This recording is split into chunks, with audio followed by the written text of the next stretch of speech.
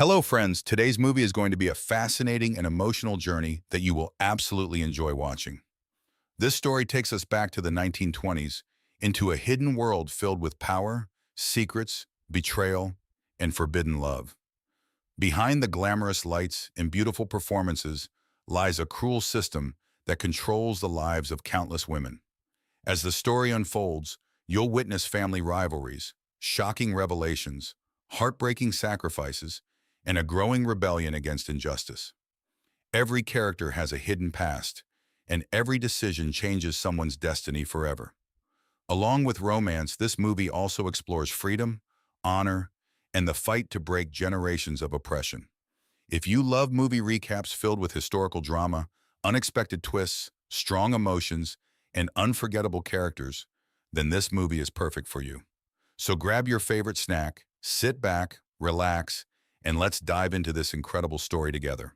Whenever a girl grows up, a special ritual is kept for her, where the rich and powerful of the city gather.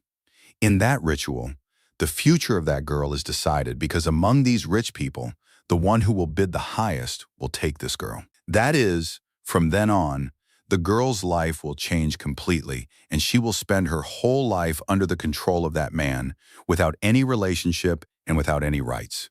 After all, what was this place, and why did the people here have such a ritual? It was the year 1920.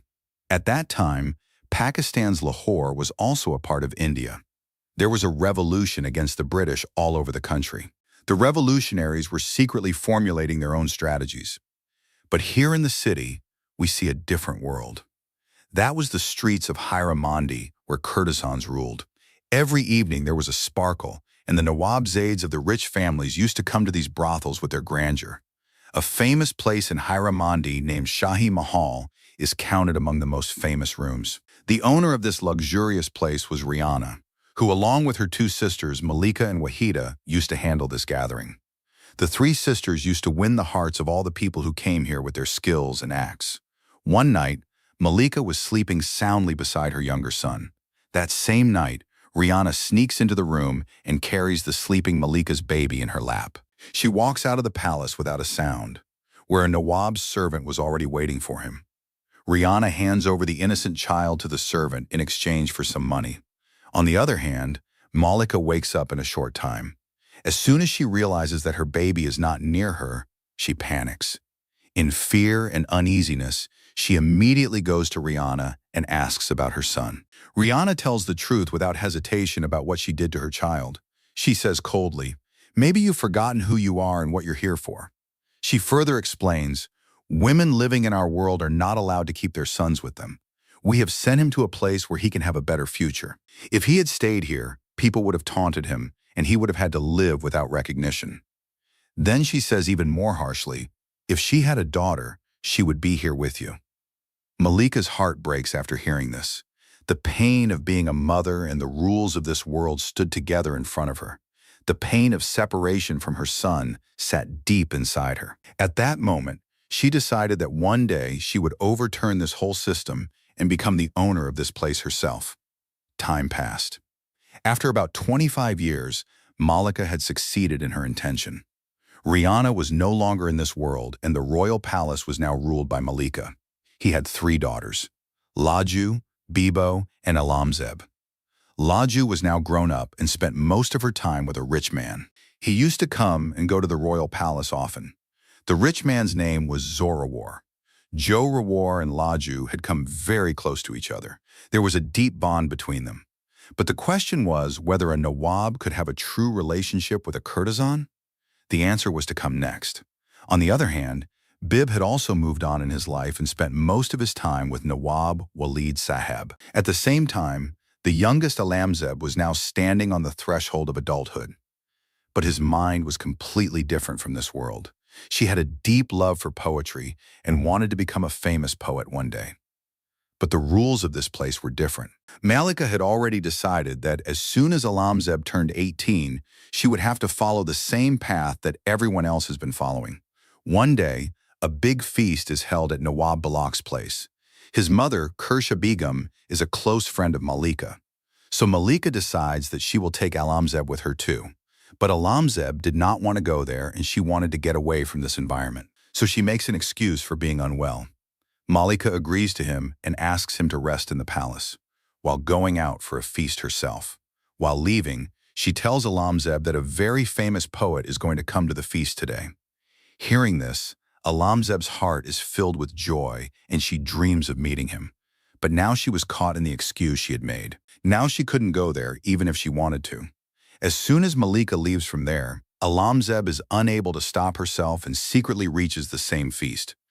Today's gathering was organized by Nawab Balak to welcome his son Tajdar, who had recently returned from abroad. The gathering was also colored with poetry. During this time, Tajdar meets Alamzeb. The eyes of the two meet, and as if everything changes in the first meeting. The conversation starts, and the two are pulled towards each other. On the other hand, Kursha introduces Begum Tajdar to Malika. But Tajdar, who grew up in a different environment, he does not show much interest in talking to a courtesan. However, he did not even know that Alamzeb was Malik's daughter. On the other hand, Malika had her own plan in mind. She wanted Alamzeb's future to be linked to Tajdar's, and it was with this intention that she came to this feast. When Tajdar finds out that Malika is close to his grandmother, he is embarrassed at his behavior. He immediately apologizes to Malika. After the feast is over, when Malika returns to the royal palace, she finds out that Alamzeb was there. She finds him hiding behind her gig. She doesn't say anything at the time. The bus silently gestures for him to go inside. But Iqbal, who drives the gig, gets scared inside after seeing all this. He knew that something big was going to happen ahead. That night, Iqbal was so upset that sleep had disappeared from his eyes. Meanwhile, the palace maid Saima comes to invite her to eat. Saima and Iqbal had been wanting each other for a long time, but their relationship was hidden. Such things had no place inside the walls of the royal palace. The next morning, Malika's anger comes to the fore. She burns all Alamzeb's books. It was a punishment for lying in his eyes. Malika had come to know everything because the previous night she had seen Alamzeb himself returning from the feast. Alamzeb cries and admits her mistake and promises that she will not do it again. But Malika's heart does not melt.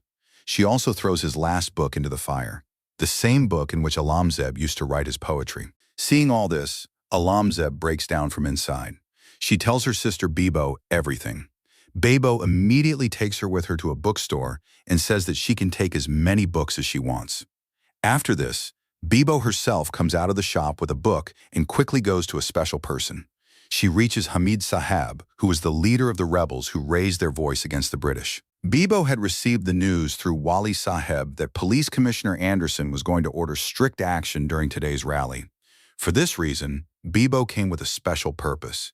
He hid the pistol inside a book and handed it to Hamid Sahib. Actually, Bibo was secretly helping the rebels. She had been conveying every small and big information of the British to Hamid Sahib for a long time so that she could contribute to the freedom struggle of the country. On the other hand, at the bookstore, Alamzeb meets Tajdar again. Seeing Tajdar looking for books there, Alamzeb thinks of him as a simple worker. The Tajdar also keeps his real identity hidden, and the shop owner also obeys him and remains silent. When Alamzeb comes out with the books, the atmosphere suddenly changes. A confrontation ensues between the protesting people and the British army. Chaos ensues, and chaos ensues everywhere. Tajdar immediately rushes to Alamzeb's aid, but the British also mistake him for a rebel and point a gun at him. Then suddenly a bullet is fired from behind and the British soldier falls there. This bullet was fired by Hamid Sahab, which saves the life of Tajdar. But in this stampede, Alamzeb gets lost somewhere. Tajdar can't find him. All he has left is a handkerchief in his hand. As a reminder, one day Laju arrives at the cafe to meet Zorawar.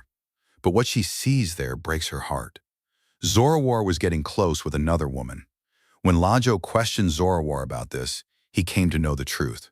Soon she was going to be married to a Nawabadadi named Saba. Lajo's heart breaks when he hears this. The relationship he thought was true. It all turned out to be an illusion that Ravar goes even further in his absurdity and taunts that we will be very happy if you come to dance at our nikah. This further breaks Lajo's heart. But still, she suppresses her emotions and reaches there for their happiness. The gathering is decorated. the dance and song season begins. During this time, Lazo tries to convince him for the last time that he should leave the meeting and have a relationship with her. But instead of listening to him, Juar reminds him of his worth and slaps him in anger. Seeing this, the atmosphere becomes crazy. Then Malika reaches there and stops Zorawar in front of everyone and says that the arrogance in which you are immersed will become your biggest truth today. There is a strange pause in Malika's voice. She adds, "You will be surprised to know that the woman of the place you consider inferior. Your roots are also connected there." And then she reveals the secret that had been hidden for years. 25 years ago, an innocent child was sent away from this world that was separated years ago. Growing up, Nawab became Zorawar. The truth was that Kutubuddin himself could not have children. So he adopted a child by paying money, and that child belonged to Malika. When this truth came out in front of everyone, Zorawar's world changed in an instant. Malika revealed this secret and made him realize his true nature, and then took Lajo's hand and left. But even after this truth came out, Lajo's heart was broken. She couldn't bear the pain of separation from Joe Raver. So on the way back, he decided to end his life. This news shocks the whole atmosphere. Many faces were present at his funeral. There was also a face whose past was connected to this story. It was Faridin. Faridin was the same girl who was separated from this world in her childhood so that she could never talk about her rights. Now, after all these years, she was remembering everything again. That night when the truth was slowly coming out. He remembers how the secret of an old relationship was revealed that changed the course of many lives, and from that moment, a new fire was born of revenge and regain his lost right. Listening to Malika, the atmosphere comes to a standstill. She further reveals the truth that the real father of that child was none other than Zulfikar Sahab.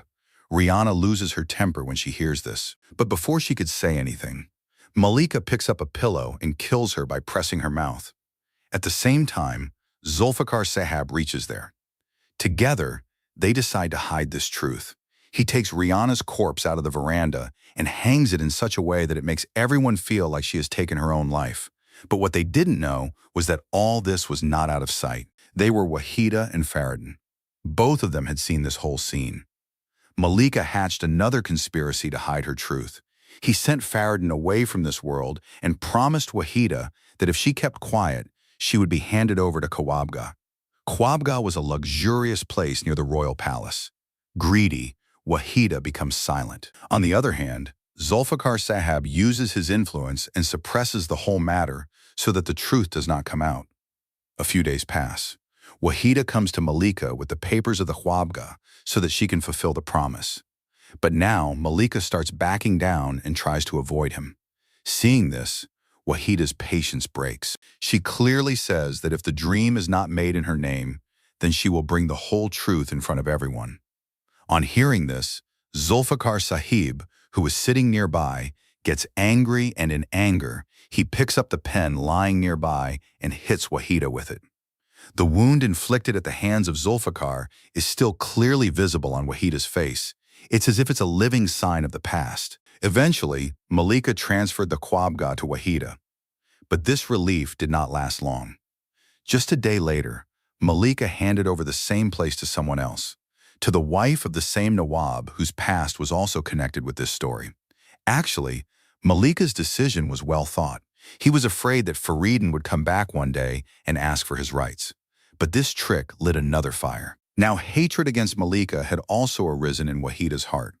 On the other hand, in the same evening, Faridin got that place from the wife of that Nawab and started living very close to the royal palace. Now she had returned to the same world from which she had been removed years ago. The next morning, Heeramandi's maestro arrives to congratulate him. This was the same person who used to bring rich people and British officers to these gatherings. In conversation, he mentions an old story that a British officer who once came to meet Malika. He wanted him to attend Malika's gathering, but Malika flatly refused him. From that day on, the man was looking for revenge for his humiliation. One day, Alamzeb, along with Saima again, reaches the same shop where she once met Tajdar. But this time, the atmosphere had changed. The owner of the shop was locking the door, as if he were preparing to go somewhere. Alamzeb asks her about the boy she thought was working there. Then the shopkeeper smiles and tells the truth. He is not an ordinary employee, but a Nawabzada whose name is Tajdar. Alamzeb is shocked to know this. On the other hand, Tajdar is present at Hamid Sahab's meeting, where further strategy was being made against the British. But Hamid Sahab was not ready to include him in his party. He was suspicious because the Nawabs were often seen standing with the British. On the other hand, Alamzeb learns from Bibo that she is going to a gathering with Wali Sahab that evening. There is hope in Alamzeb's mind that perhaps Tajdar will come there. After all, the presence of Nawabs at such gatherings was common. Thinking of this, she leaves for that gathering with the babes. Evening falls. The gathering is decorated. Faridun is also present there, with your intentions and plans. But now the question was whether fate would once again bring Alamzeb and Tajdar face to face, or this story would move towards a new turn. We will see the answer in its next part, which is going to be uploaded next day. So subscribe to the channel.